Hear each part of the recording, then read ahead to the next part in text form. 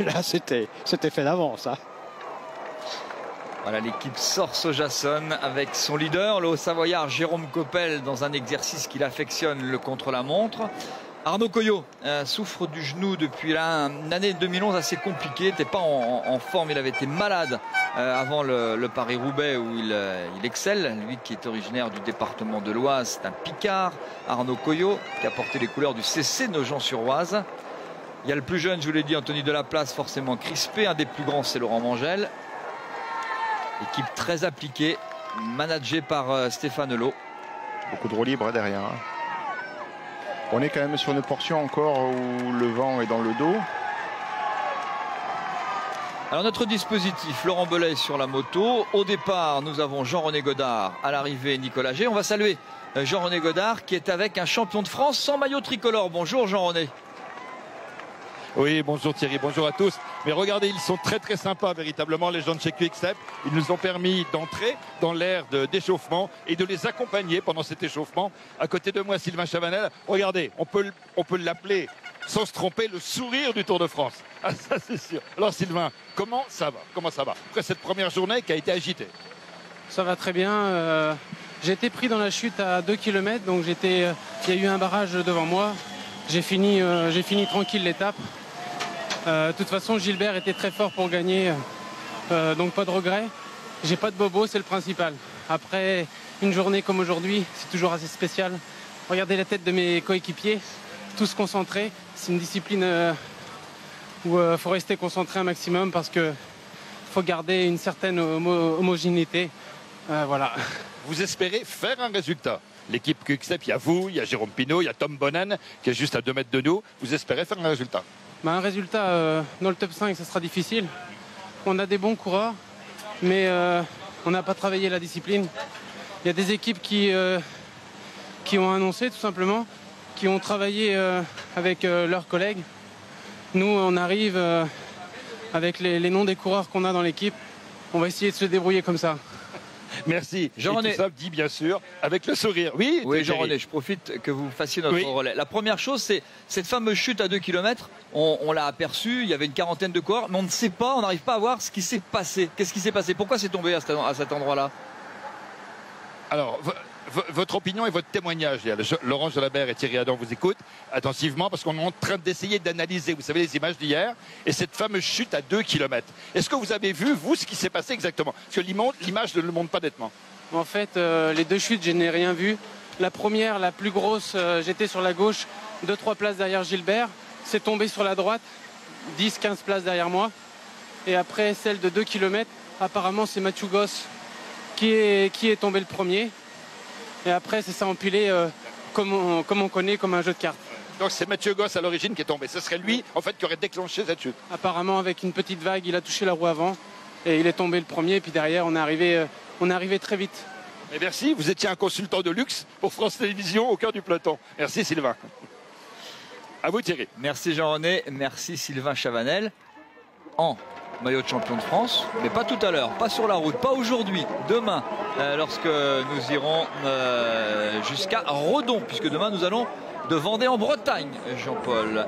Nicolas G à l'arrivée, avec tout d'abord l'arrivée de la 3e équipe, l'équipe Vacances Soleil, battue déjà par la Saxo Bank. Finalement, Alberto Contador, on pouvait imaginer, alors c'était le point de référence, donc on pouvait imaginer qu'il perdra un petit peu de temps, surtout qu'il a perdu quelques coéquipiers assez rapidement, qu'il retrouvera ceux-là, les Espagnols, lorsqu'il en aura besoin dans les Pyrénées, peut-être même un petit peu avant. Superbès, Saint-Flour, ça peut être intéressant. Voilà le deuxième temps réalisé par les copains de Romain Feillu, qui a re-signé un contrat de 2 ans dans l'équipe néerlandaise. Il est là, tout sourire ou presque, Romain Feillu, content d'en terminer avec ce contre-la-montre par équipe, exercice qui fait peur.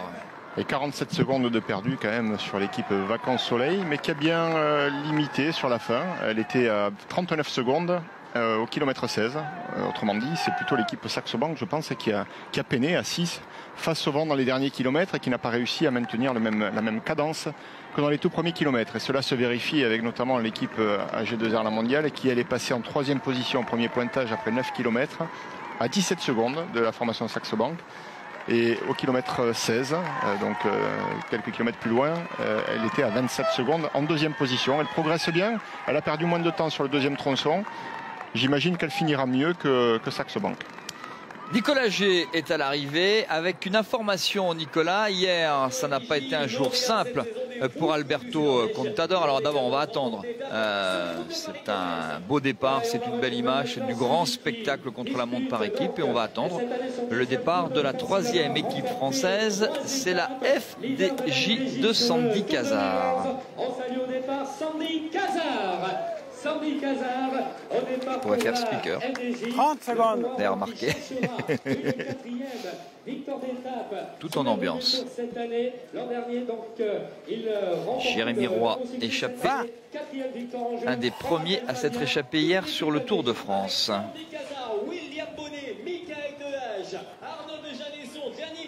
10.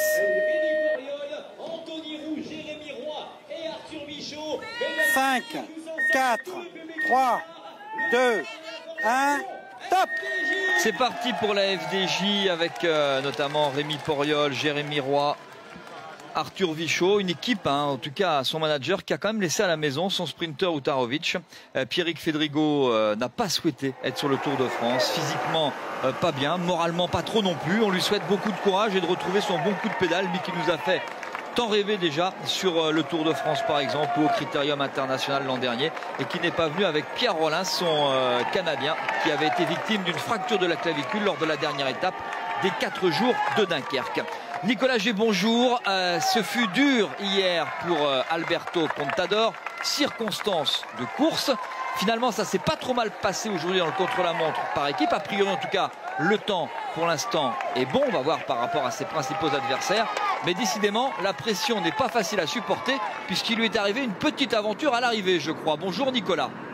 Bonjour messieurs, nous étions en effet Thierry, nous étions il y a environ un quart d'heure auprès du bus d'Alberto Contador pour recueillir ses premières impressions après ce contre-la-montre par équipe.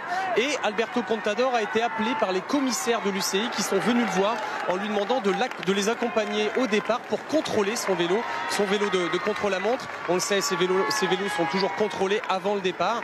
Et on sait aussi que les vélos de l'équipe de Bjarne Riis, il y a eu quelques polémiques l'an dernier, et notamment la polémique du moteur autour de Fabian Cancellara. Donc examen du vélo d'Alberto Contador, peut-être une autre contrariété après ce contre-la-montre, même si le contre-la-montre de l'Espagnol s'est très bien passé. L'Espagnol a très bien réagi, les a suivis sans aucune remarque. Oui, je rebondis simplement sur ce que dit Nicolas. C'est tout à fait normal. Et l'année passée sur le Tour de France, tous les jours, il y avait contrôle des machines pour quelques coureurs de façon aléatoire. Donc Contador, sur un contre-la-montre par équipe, c'est plus compliqué. À l'arrivée d'une course en ligne, les commissaires sont après la ligne, c'est facile d'aller chercher les coureurs. Et puis surtout, on avertit les assistants juste avant, au chrono par équipe. Ils ont le réflexe d'aller vers leur bus, parce qu'on est bien sûr à bloc et besoin de récupérer et de boire quelque chose. Voilà, donc contrôle de la machine, contrôle du bonhomme, tout cela est normal dans le milieu cycliste. Une équipe très solide dans les contre-la-montre par équipe. On a demandé vous avez vu le premier coureur de la Rabobank qui a demandé aux spectateurs de les encourager. Une équipe solide avec notamment Mollema, avec Luis Leon Sanchez, avec Robert Gesing bien sûr, avec Laurent Stenda, Martin Talegui, équipe de rouleurs qui vient de réaliser au kilomètre 9, au premier point intermédiaire, le meilleur temps. Oui, pourtant parti de façon un peu mollassonne avec Garaté. Mais qui s'est bien rétabli dans la partie rectiligne par la suite entre la sortie des Essarts et ce premier pointage à Boulogne. 3 secondes d'avance sur la Saxo Bank, mais bon, pas très étonnant. Rabobank, c'est quand même une formation qui est habituée à rouler vite. Les Hollandais, on ne va pas vous l'expliquer aujourd'hui, ce sont de grands spécialistes de réputation. Oui, il y a une grande réputation. On se souvient, vous pouvez en parler, Jean-Paul, l'équipe qui ralègue tout à fait à l'époque. Robert Gesing qui emmène le train de la Rabobank avec ses 8 wagons et son champion d'Espagne du contre-la-montre, Luis Leon Sanchez, avec le dernier kilomètre, la flamme rouge pour les coéquipiers de Nicolas Roche et de Christophe Riblon, par exemple. Équipe AG2R, la mondiale, ambitieuse sur ce Tour de France, bien sûr, avec John Gadret, 4e du dernier Tour d'Italie, ou encore Hubert Dupont, 12e du dernier Tour d'Italie. Ça va être intéressant de voir si l'équipe AG2R La Mondiale a mieux fini que Saxo Bank. Ça nous donnera une indication sur le temps que peut perdre Contador, peut-être sur certaines autres formations. L'écart était de 17 secondes entre Saxo et AG2R La Mondiale à 7 km de l'arrivée. On termine au complet. Hein. On termine au complet dans cette équipe AG2R La Mondiale, dans laquelle on retrouve, c'est Jean-Christophe Perrault là, qui en termine. Il a l'Israël d'un ancien champion de France du contre-la-montre. Christophe Riblon en deuxième position. Nicolas Roche ici en gros plan. Belle solidarité pour réaliser le meilleur temps pour l'équipe AG2R La Mondiale, donc qui est battue par la Saxo Bank. Oui. C'est une surprise. Hein. Oui, elle était déjà battue à mi-parcours, hein, de 27 secondes. Hein. Mais ils ont mieux fini.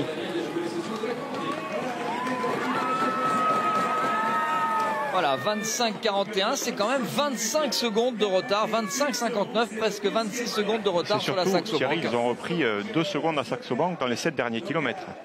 Ils en ont perdu 27 en 16 km, ils en ont repris 2 en 7 km. Alberto va peut-être retrouver le sourire. On verra ça juste après avoir tourné une page de pub.